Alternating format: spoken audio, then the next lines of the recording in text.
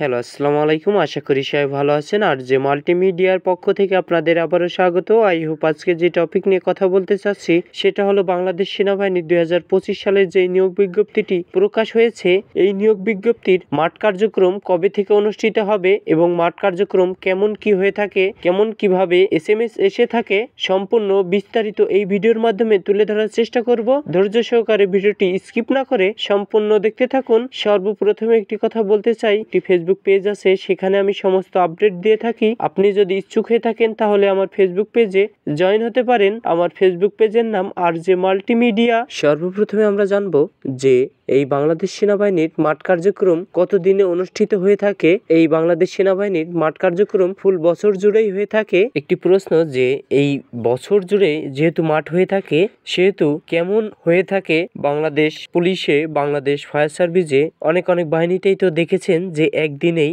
একটি জেলার মাঠ শেষ হয়ে যায়, কিন্তু এই বাংলাদেশ সেনাবাহিনীর মাঠ কার্যক্রম একদিনে একটি জেলার মাঠ কার্যক্রম শেষ হয় না। প্রত্যেক দিনে তারা 2 থেকে 250 জন করে এসএমএস দেয়। এসএমএস দেওয়ার পরে আপনাদের মাঠ কার্যক্রম হয়, আবার অনেক দিন পরে আবার আরেকটি জেলার এসএমএস আসে। এইভাবেই মাঠ কার্যক্রম করে থাকে। এবার আমরা জানবো যে মাঠে উপস্থিত হতে হয় কিভাবে, কি ডেসে আপনাদের মাঠ কার্যক্রম করতে হয়। আপনাদের 1 কপি ছবি সত্যায়িত করে নিয়ে যেতেই হবে।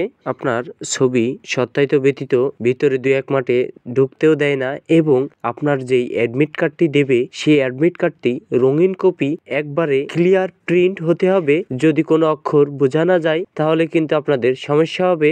আশা করি বুঝতে পারছেন। এবার আমরা জানবো যে আপনাদের শারীরিক যোগ্যতা যাচাইতে কি ডেছে আপনাদের উচ্চতা, ওজন, বুকের মাপ এগুলো নেওয়া হয়। আপনাদের একটি ফুটবল খেলার যে হাফ প্যান্ট থাকে সে হাফ প্যান্ট এবং একটি গেঞ্জি এই পরিধান করে আপনাদের শারীরিক যোগ্যতা যাচাইয়ের কার্যক্রম শেষ করে তারা। পরীক্ষার জন্য কি কি লাগে, জ্যামিতি, স্কেল এবং কলম, এই 3টি জিনিস আপনাদের ভিতরে প্রবেশ করতে দেবে। ইলেকট্রনিক ডিভাইস ব্যবহারযোগ্য নয়। এবার আমরা জানবো যে সব থেকে একটি গুরুত্বপূর্ণ বিষয়ে, সেটা হলো এসএমএস। আপনার ফোনে যে এসএমএসটি দিয়েছে সেই এসএমএসটি সংরক্ষণ করে আপনার কাছে রেখে দিবেন। আপনি যদি ওই এসএমএস না দেখাতে পারেন তাহলে কিন্তু আপনাদের ভিতরে প্রবেশ করতে দিবে না। ওই এসএমএস যদি আপনি স্ক্রিনশটও দেন তাও কিন্তু আপনার সমস্যা হবে। অরিজিনাল এসএমএসটি আপনাদের দেখাতে হবে। এবার আমরা জানবো যে এই বাংলাদেশ সেনাবাহিনীর সৈনিক পদের মাঠ কার্যক্রম কবে থেকে অনুষ্ঠিত হবে। 2025 সালের এই নিয়োগ বিজ্ঞপ্তির মাঠ মার্চের মাঝামাঝি কিংবা